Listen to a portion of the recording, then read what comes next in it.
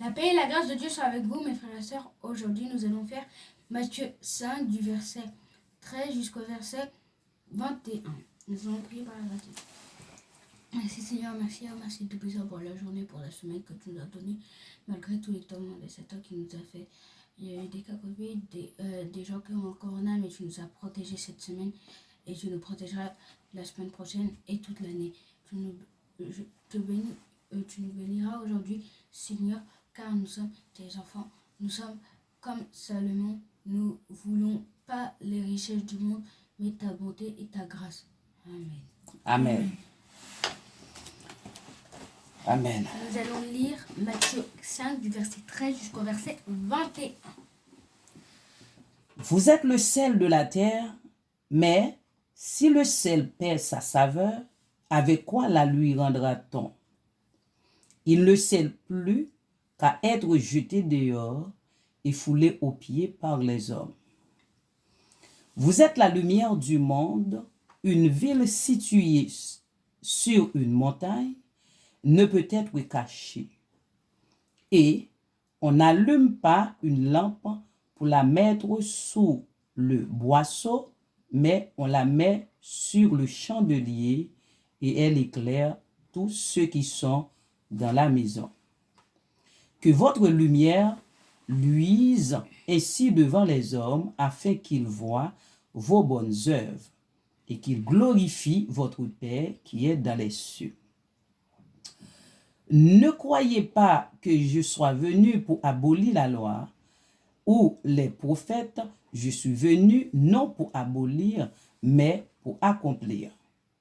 Car, je vous l'ai dit en vérité, tant que le ciel et la terre ne passeront point, il ne disparaîtra pas de la loi un seul iota ou un seul trait de lettre, jusqu'à ce que tout soit accompli. Arrivé. Celui donc qui supprimera l'un de ses plus petits commandements et qui enseignera aux hommes à faire de même sera appelé le plus petit dans le royaume des cieux. Mais celui qui les observera et qui enseignera à les observer, celui-là sera appelé grand dans le royaume des cieux. Car, je vous le dis, si votre justice ne surpasse celle des scribes et des pharisiens, vous n'entrerez point dans le royaume des cieux. Amen. La grâce et la parole du Seigneur. Vous êtes le sel de la terre, mais si le sel perd sa saveur, avec quoi la lui rendra-t-on? Il ne sert plus qu'à être jeté dehors et foulé aux pieds par les hommes. Vous êtes la lumière du monde. Une ville située sur une montagne ne peut être cachée. Et on n'allume pas une lampe pour la mettre sous le boisseau, mais on la met sur le chandelier. Et elle éclaire tous ceux qui sont dans la maison. Que votre lumière luise ainsi devant les hommes, afin qu'ils soient votre bonne œuvre et qu'ils glorifient votre Père qui est dans les cieux. Ne croyez pas que je sois venu pour abolir la loi ou les prophètes. Je suis venu non pour abolir, mais pour accomplir. Car je vous le dis en vérité, tant que le ciel et la terre ne passeront point, il ne disparaîtra pas de la loi un seul iota ou un seul trait de lettre, jusqu'à ce que tout ce soit arrivé. Celui donc qui supprimera l'un de ces plus petits commandements et qui enseignera aux hommes à faire de même sera appelé le plus petit dans le royaume des cieux. Mais celui qui les observera et qui enseignera à les observer, celui-là sera appelé grand dans le royaume des cieux. Car je vous le dis, si votre justice ne surpasse celle des scribes et des pharisiens, vous n'entrerez point dans le royaume des cieux. Amen. Vous êtes le sel de la terre, mais si le sel perd sa saveur, avec quoi je lui rendrai-t-on? Il ne sert plus qu'à être jeté dehors et foulé aux pieds par les hommes. Vous êtes la lumière du monde. Une ville située sur une montagne ne peut être cachée. Et on n'allume pas une lampe pour la mettre sous le boisseau, mais on le met sur le chandelier. Et elle éclaire tous ceux qui sont dans la maison. Que votre lumière luise ainsi devant les hommes, afin qu'ils voient votre bonne œuvre et qu'ils glorifient votre Père qui est dans les cieux. Ne croyez pas que je sois venu pour abolir la loi ou les prophètes. Je suis venu non pour abolir, mais pour accomplir. Car, je vous le dis en vérité, tant que le ciel et la terre ne passeront point, il ne disparaîtra pas dans la loi un seul iota, ou un seul trait de lettre, jusqu'à ce que tout soit arrivé. Celui donc qui supprimera l'un de ces petits commandements et qui enseignera aux hommes de faire de même sera appelé le plus petit dans le royaume des cieux. Mais celui qui les observera et qui enseignera à les observer, celui qui sera appelé grand dans le royaume des cieux. Car je vous le dis, si votre justice ne surpasse celle des scribes et des pharisiens, vous n'entrerez point dans le royaume des cieux. Amen. La parole vivante du Seigneur. Amen. Nous allons aujourd'hui chercher les points forts de ce que nous voulons de lire. Nous allons commencer. Et le verset 13, nous allons voir. Et vous êtes le sel de la terre, mais si le sel perd sa saveur, avec quoi la lui rendra-t-on?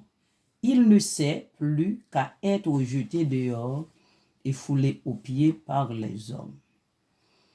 Vous le voyez, le verset 13, il a parlé de sel. Toute personne savent l'importance du sel.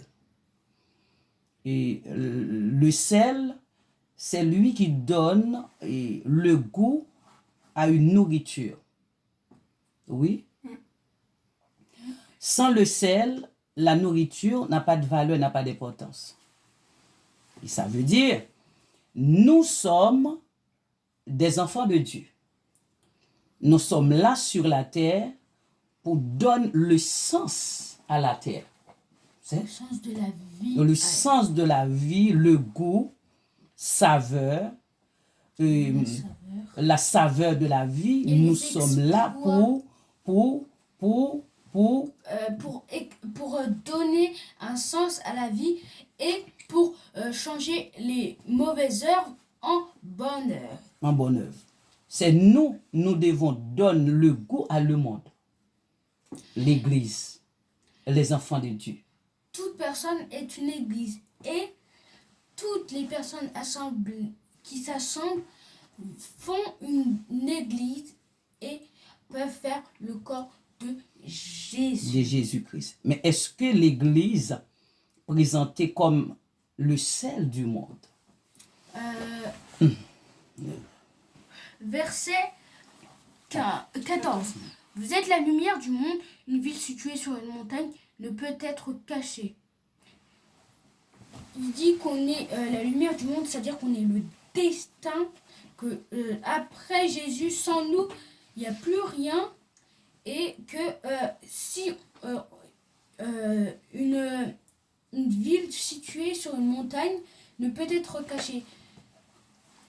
C'est vrai parce que sur une montagne, c'est peut-être haut, mais tout en bas, on peut voir qu'est-ce qu'il y a tout en haut. Donc, on peut voir la ville tout en haut de la montagne. Ça veut dire la lumière là pour Briller. Pour briller, pour clairer. Et on n'allume pas une lampe pour la mettre sur le boisseau, mais on la met sur le chandelier et elle éclaire tous ceux qui sont dans la maison. Amen. Ça veut dire que la lumière, on ne va pas la mettre par terre ou quelque chose. C'est comme le soleil, on ne va pas le mettre sur le côté. On va la mettre en haut droit pour qu'elle éclaire toute la terre, la moitié de la terre. Et que quand on est chez soi, la lumière elle est en l'air pour éclairer toute la maison. Amen.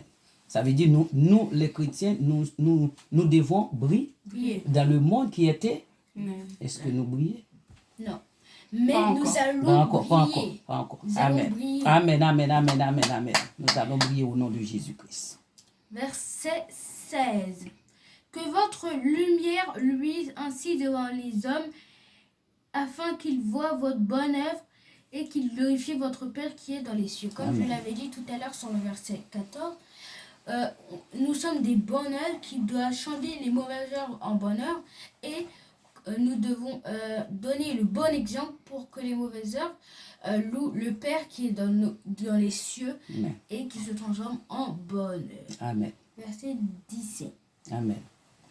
Ne croyez pas que je sois venu pour abolir la loi ou les prophètes. Je suis venu non pour abolir, mais pour accomplir. Dans le verset 17, nous voyons que Jésus a venu sur la terre comme une personne comme nous pour nous montrer comment nous devons observer la loi. Comment nous devons observer la loi, comment nous devons respecter la parole de Dieu, comment nous devons écouter la parole de Dieu. Et quand nous écoutons la parole de Dieu, nous aurons des succès dans nos vies. Verset 18. Car je vous le dis en vérité, tant que le ciel et la terre ne passeront point, il ne disparaîtra pas dans la loi un seul iota et ou un seul trait de lettre jusqu'à ce que tout soit arrivé. C'est dire que le ciel et la terre, c'est-à-dire on ne va pas obligatoirement passer, on va pas tous passer vers le paradis, on dirait un truc dans le genre. Et on va pas tous, aucune chose sera retirée tant que les choses ne seront pas changées. Accompli correctement. Ça veut dire la loi, si nous n'avons pas respecté les règlements de la loi, et c'est un grand problème, non? Ouais, voilà, on doit respecter les lois que Dieu nous a données. Les disciplines, écouter le Seigneur, parce qu'il dit, il ne disparaîtra pas de la loi un seul iota. Ça veut dire c'est une responsabilité pour nous observer la parole de Dieu. Bien en Jésus, en Jésus-Christ. Amen. Bien en Jésus-Christ. Verset 19. Celui donc qui supprimera l'un de ces petits commandements et qui enseignera aux hommes à faire de même sera appelé le plus petit dans le royaume des cieux. Mais celui qui les observera et qui enseignera à les observer, celui-là sera appelé grand dans le royaume des cieux. Amen. C'est vrai parce que dans la Bible, il y a écrit qu'on doit servir les autres, mais avec des bonnes manières. Amen. Parce que s'il y a des lois qu'on doit respecter, on doit les transgresser aux autres, les dire aux autres, comme ça ils ne feront plus des bêtises. Mais il faut faire ça au lieu de les garder pour ça. Les autres font des bêtises, se plaignent et se font punir, alors qu'on aurait pu éviter des catastrophes naturelles et avoir beaucoup plus de temps pour prier et adorer. Donc, verset 20. Verset 20, car je vous le dis, si votre justice ne supporte celle des scribes et des pharisiens, vous n'entrerez point dans le royaume des cieux. Donc, il dit que si notre justice ne dépasse pas celle des pharisiens et des scribes, parce que malgré que eux, ils nagent pas dans la bonne eau, mais au moins, eux, ils ont une petite puissance, ils ont un petit contact avec Jésus. Donc, on doit au moins dépasser les scribes et les pharisiens pour avoir des chances d'aller au paradis.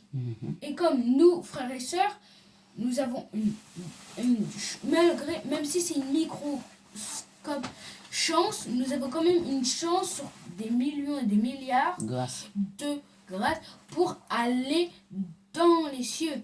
Et ça, c'est une très bonne nouvelle. Au moins, malgré qu'on n'a pas toutes les chances, 100% de qualité de chance, on a au moins une. C'est mieux que rien.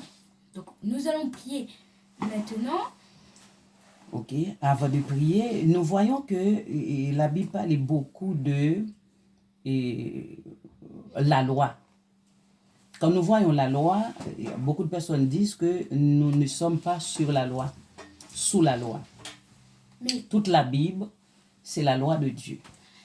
La plus importante, nous devons suivre la loi selon la parole de Jésus-Christ. Oui, mais la loi d'avant avec Moïse a été pas abolie, mais reconstituée par des vraies choses que nous devons éviter de faire faire en Jésus. Amen. Amen. Avant qu'on continue, avant qu'on prie, nous allons prier parce que personne n'a de questions, je suppose. Et moi, j'ai une question. Si la Bible parle de la loi qui a été reformulée pourquoi la loi qui a été avant a été détruite? La loi qui a été la loi Moïse, on dit, c'est pas détruite correctement, mais longtemps, dans les temps anciens, la loi est pratiquée physiquement, corporellement. Maintenant, en venant Jésus-Christ sur la terre, la loi transformée en nous. Et sur la loi, on avait le droit de bouler les parfums, de bouler l'encens, de préparer l'autel, de sacrifier des animaux, et jeter le sang dans les pieds de l'autel, beaucoup de choses. Mais maintenant, c'est en nous. Le Saint-Esprit là pour faire ce travail en nous, de transformation en nous. Ça permet, la Bible dit que de 2 Corinthiens 5, verset 17, il dit si quelqu'un est en Christ, il est une nouvelle créature. Ça veut dire le Saint-Esprit là pour nous transformer. Et c'est quand le Saint-Esprit transformé, régénéré, l'Église et l'Église va donner une figure de lumière, une figure d'espoir. Merci, Sœur Sarah, de nous avoir expliqué la question. Amen. Et avant qu'on prie pour terminer cette vidéo, n'hésitez pas à vous abonner, à liker, à liker un petit pouce bleu, à vous abonner, à activer la cloche de notification, de partager et de commenter. Si vous voulez, partager c'est mieux, commenter c'est aussi bien, comme ça on peut, partager et commenter c'est pareil, c'est juste que partager c'est pour donner la parole aux autres et commenter c'est pour donner notre ressentiment, voilà, nos opinions à les personnes qui regardent la vidéo. Mais n'hésitez pas à faire ces choses. Nous lirons tous les commentaires et aussi suivez-nous sur les autres plateformes qu'on utilise, TikTok, Instagram, Snapchat. Et vous nous envoyez vos comptes et on vous ajoutera. Vous pourrez poser des questions. Nous allons prier par la grâce de Dieu. Amen. Merci Seigneur, merci Tout-Puissant pour la semaine, pour la journée aujourd'hui que tu nous as laissé, que tu as entre tes mains. Tu nous as laissé faire cette vidéo malgré tous les tourments de Satan. Il y a beaucoup de choses dehors maintenant. Il y a des gloire à Jésus. Des gens qui sont malades, qui sont dans les hôpitaux, mais tu nous as protégés pour pas que nous nous retrouvions aussi à l'hôpital. Merci Seigneur de nous avoir protégés pour l'instant. Je sais que tu nous protégeras encore et encore jusqu'à que ça se termine, ces maladies et tous ces gens à l'hôpital. C'est les infirmières et les gens n'aiment pas ça. Merci Seigneur. Amen. Amen. Que Dieu vous bénisse. Que Dieu vous bénisse, mes bien-aimés. Bon courage dans le Seigneur. Amen.